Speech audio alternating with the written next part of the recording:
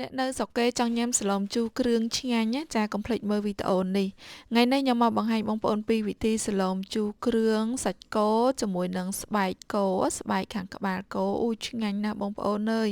ហើយជាពិសេសបន្លែរបស់យើងគឺថាស្រួយច្របឆ្ងាញ់ទៀតសម្រាប់វិធីធ្វើវិញបើសិនជាបងប្អូនចង់ដឹងកុំភ្លេចតាមដានវីដេអូនេះដល់ចប់ចាដំបូងគឺខ្ញុំដាក់ឆ្នាំងដាក់ប្រេងឆាបន្តិចចូលហើយខ្ញុំលីងគ្រឿងកុលក្រៃគ្រឿងហ្នឹងគឺមានកុលក្រៃរំដេងខ្ទឹមសខ្ទឹមក្រហមរមៀតល្គុយសើចចាយើងបុកគ្រឿងរបស់យើងឲ្យចូលជាគ្នាទៅបន្ទាប់មកយើងលីងគ្រឿងយើងឲ្យឈ្ងុយលីងគ្រឿងឈ្ងុយហើយដាក់ប្រហុកចូលប្រហុកបងប្អូនដាក់តាមចំណូលចិត្តណាចាបន្ទាប់ពីដាក់ប្រហុកដាក់អីលីងឈ្ងុយហើយគឺយើងដាក់សាច់គោចូលសាច់គោគឺខ្ញុំដាក់ឆ្អឹងគោចូលមុនណាបងប្អូនដោយសារខ្ញុំចង់រំងាស់ឆ្អឹងគោហ្នឹងឲ្យឡើងផុយសិនសឹមខ្ញុំដាក់ជាមួយនឹងស្បែកគោហើយសម្រាប់សាឡុំជូរគ្រឿងអញ្ចឹងណាយើងមានស្បែកខាងក្បាលគោហ្នឹងគឺឆ្ងាញ់មែនតើចាច្របហើយឆ្ងាញ់ណាចាបន្ទាប់មកគឺខ្ញុំថែមទឹកបន្តិចចូលដើម្បីរំងាស់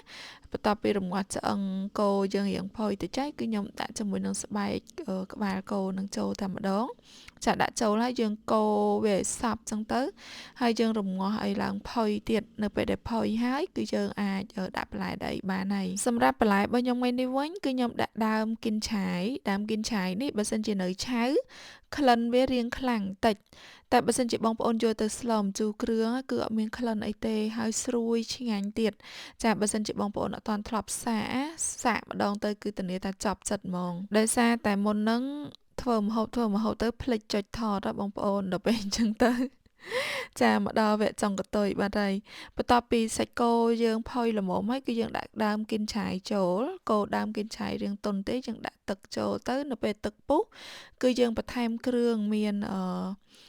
ស្ករបន្តិចម្សៅស៊ុបបន្តិចទឹកត្រីបន្តិចអីចឹងណាចាតាមចំណូលចិត្តហើយម្ជូរវិញគឺខ្ញុំប្រើម្ជូរម្សៅអំពិលព្រោះអីនៅស្រុកនេះពិបាករកទិញអំពិលខ្ចីអំពិលទុំអីយកមកជ្រុំឲ្យបងប្អូនចឹងទៅប្រើម្សៅអំពិលចឹងទៅគឺងាយស្រួលហើយចុងក្រោយគេប្រអស់ហ្នឹងគឺខ្ញុំបន្ថែមជាមួយនឹងម្ទេសតិចដើម្បីមើលទៅឃើញតំណងស្អាតចឹងណាចាមានពណ៌រំលេចអីខ្លះចឹងទៅចាប៉ុណ្្នឹងមកគឺរួចរាល់ហើយបងប្អូនភ្លក់មើលតាមការចូលចិត្តស្ទើអីថែមនឹងទៅចាតាមចំណូលចិត្តរៀងខ្លួនបន្ទាប់មកគឺយើងអាចដួសបានញ៉ាំបានហើយសាឡុំជូរគ្រឿងមួយមុខនេះគឺឆ្ងាញ់ហើយខ្ញុំចូលចិត្តញ៉ាំខ្លាំងជាងគេបន្លែហើយនឹងស្បែកគោនឹងហ្មង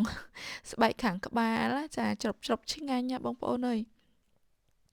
ចាញ៉ាំជាមួយញ៉ាច់ម្ទេសហឹលគឺថាពិសេសខ្លាំងមែនទែនចាអញ្ចឹងវីដេអូនេះគឺមានតែប៉ុណ្្នេះទេហើយនាងខ្ញុំសូមអរគុណបងប្អូនដែលបានតាមដានទស្សនាបើសិនជាបងប្អូនពេញចិត្តកុំភ្លេចជួយ share វីដេអូនេះហើយ follow page ដើម្បីទទួលបានវីដេអូថ្មីៗជារៀងរាល់ថ្ងៃអរគុណច្រើនជម្រាបលា